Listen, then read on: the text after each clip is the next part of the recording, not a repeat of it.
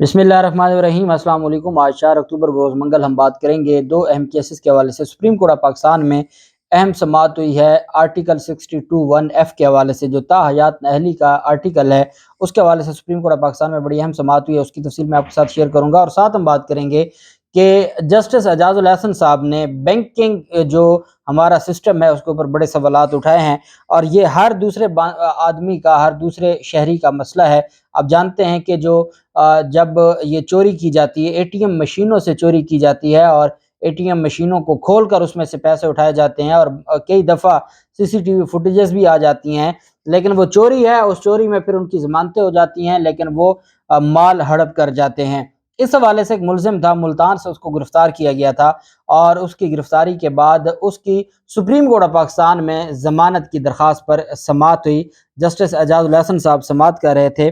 Justice Ejazul Ahsan साहब ने कहा कि एटीएम चोरों से सारे बैंकिंग निज़ाम का बेड़ा गर्क हो गया है। जस्टिस एजाजुल अहसन साहब की सरबराही में सुप्रीम कोर्ट ऑफ पाकिस्तान का 3 रुकनी बेंच था जो समाअत कर रहा था और 3 रुकनी बेंच ने एटीएम से पैसे चोरी करने वाले मुलजिम तौसीफ अब्बास की ज़मानत मुस्तरद कर दी और सुप्रीम कोर्ट ने एफआईए को अहकामात जारी किए। ये तौसीफ अब्बास आपने देखा होगा, सोशल मीडिया पर भी इसकी जो तस्वीर हैं वो वायरल हुई थी, वो वीडियो वायरल हुई थी जिसमें वो एटीएम मशीन से पैसे चुरा रहा है, लेकिन उसने पैसे चुराए थे और अब क्योंकि उसने इतना ज़्यादा पैसा चुराया था कि सेशन से हाई कोर्ट से सुप्रीम कोर्ट तक भी वो अपनी ज़मानत लेकर पहुंचा है और उसने वहां पर वकला को हायर किया और उसने चाहा कि मेरी सुप्रीम कोर्ट तक ज़मानत हो जाएगी और उसके बाद फिर जो ट्रायल है वो ट्रायल ख़त्म हो जाएगा और जिसके पास इतना पैसा हो चोरी का, तो उसने पहले वकीलों पर लगाया, फिर वो पुलिस को देता और इस तरीके से वो पूरे निज़ाम को हाईजैक कर लेता। लेकिन जस्टिस एजाजुल अहसन साहब ने उसका सारे का सारा जो मंसूबा है उसको बिगाड़ दिया।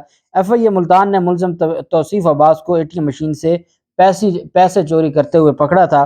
जस्टिस एजाजुल अहसन साहब ने रिमार्क्स दिए कि एटीएम से चोरियों की वजह से सारे बैंकिंग निज़ाम का बेड़ा गर्क हो गया है। इन चोरियों की वजह से अवाम का बैंकिंग पर एतमाद ख़राब हो रहा है। एफआईए सारे मामले की अच्छी तरह से छानबीन करे। डिप्टी अटार्नी जनरल ने अदालत को बताया कि मुलजिम मौका से पकड़ा गया और उससे 34,000 रुपये भी रिकवरी की गई।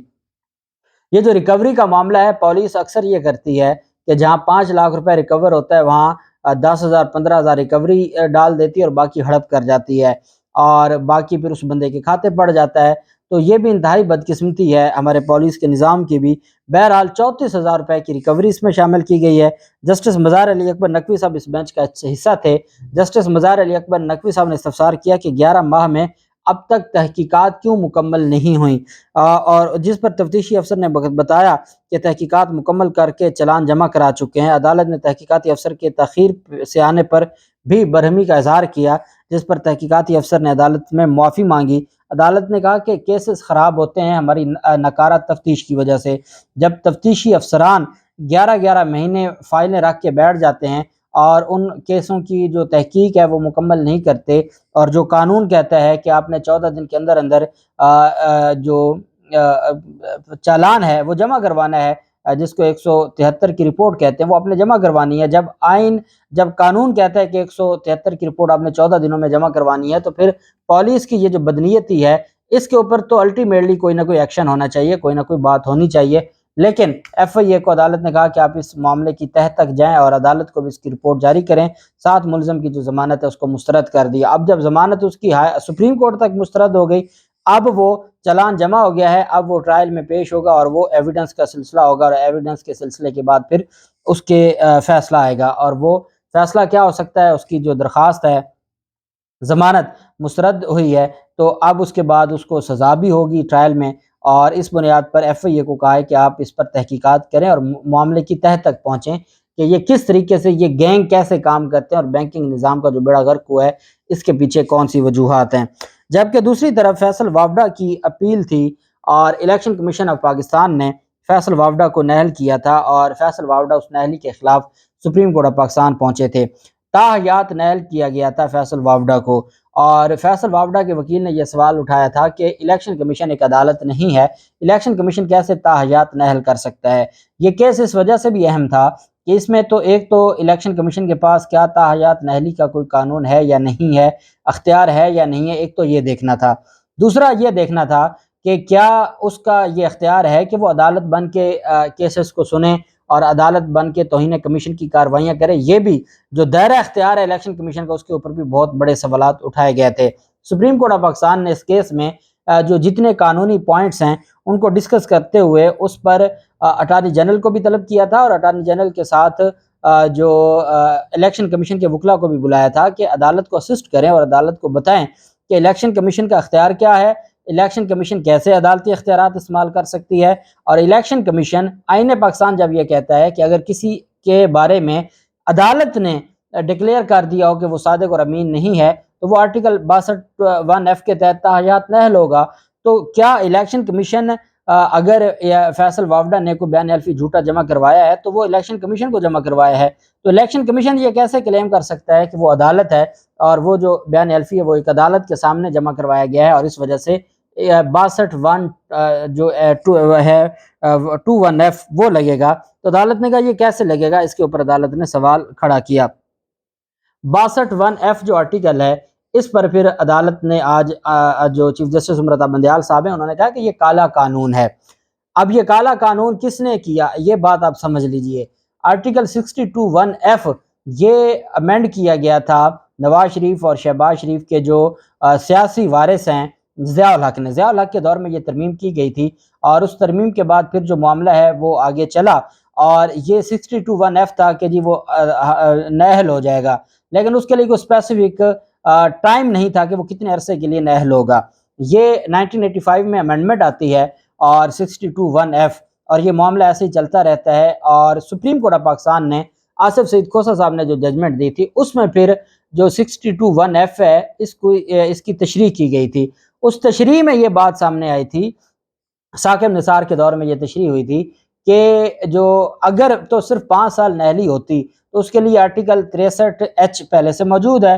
تو اس کا مطلب یہ ہوا کہ جو ہماری لیجسلیشن تھی، پارلیمنٹ تھی، جنہوں نے اس قانون کو آئین کا حصہ بنایا، وہ 5 سال نااہلی نہیں چاہتے تھے. اگر 5 سال وہ نااہلی چاہتے ہوتے تو الگ سے ایک امینڈ کرنے کی کیا ضرورت تھی؟ 5 سال نااہلی کا تو پہلے سے قانون موجود ہے، 63(h) میں یہ چیز موجود ہے.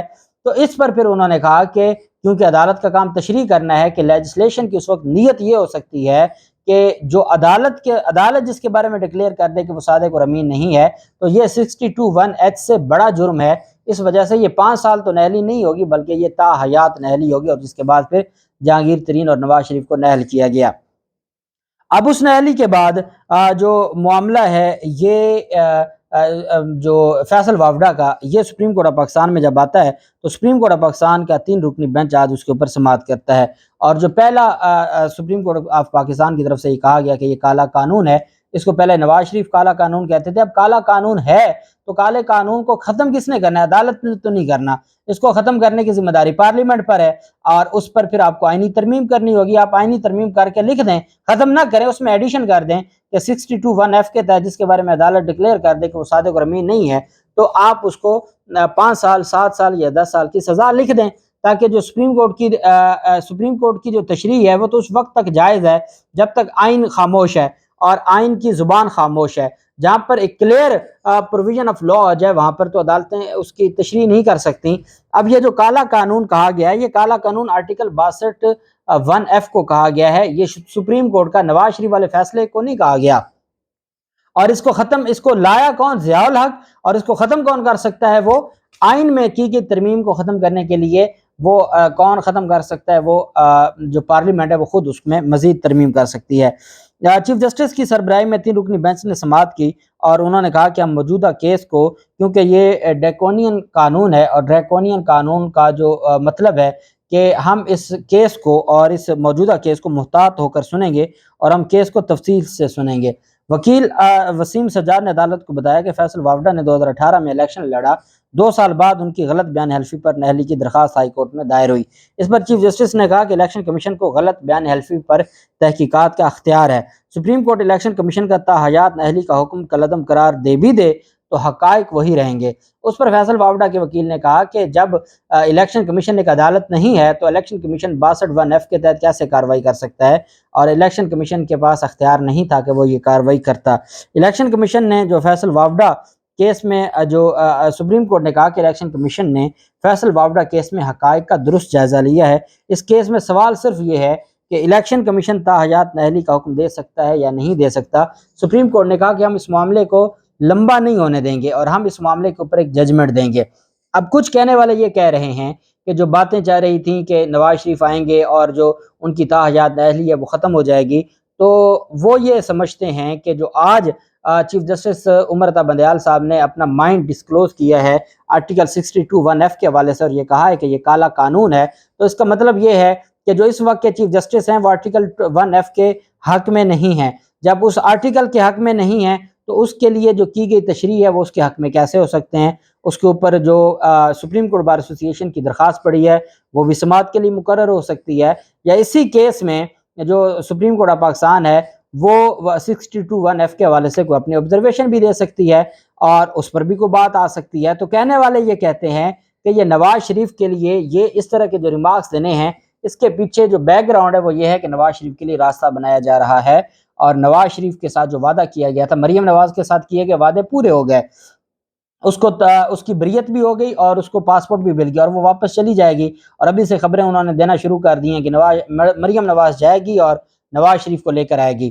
اب لندن میں آپ جانتے ہیں کہ اہم شخصیات بھی موجود ہیں، ملاقاتیں بھی ہونی ہیں، سارا کچھ ہونا، یہ ہمارے ملک کا ایک نظام ہے۔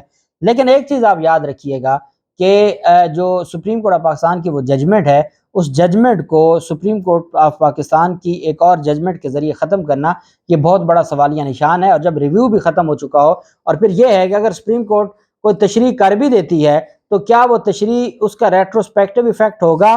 جو پہلے سے کیے گئے فیصلے ہیں سپریم کورٹ کے، کیا ان کے اوپر بھی اس کا اثر ہوگا؟ نہیں ہوگا۔ تو یہ اتنا آسان معاملہ نہیں ہے، لیکن جو باتیں کی جا رہی تھی اب اس کا مطلب یہ کہ کہیں نہ کہیں کوئی کھچڑی پک ضرور رہی ہے کہ جی نواز شریف کی تاحیات نااہلی ختم کی جائے۔ اب 6 اکتوبر کے لیے فیصل وابڈا کا جو کیس ہے اس کو عدالت نے سماعت کے لیے ایڈجرن کیا ہے، اور 6 اکتوبر کو عدالت نے کہا ہے کہ ہم اس کے اوپر 1-2 دن میں سماعت مکمل کر کے فیصلہ سنائیں گے۔ دیکھتے ہیں اس کالے قانون سے مطابق کیا فیصلہ آتا ہے، جو بھی تفصیلات ہوں گی آپ کے ساتھ شیئر کرتے رہیں گے۔ اللہ پاک پاکستان کا حامی و ناصر ہو۔ بہت شکریہ۔ اللہ حافظ۔ پاکستان زندہ باد۔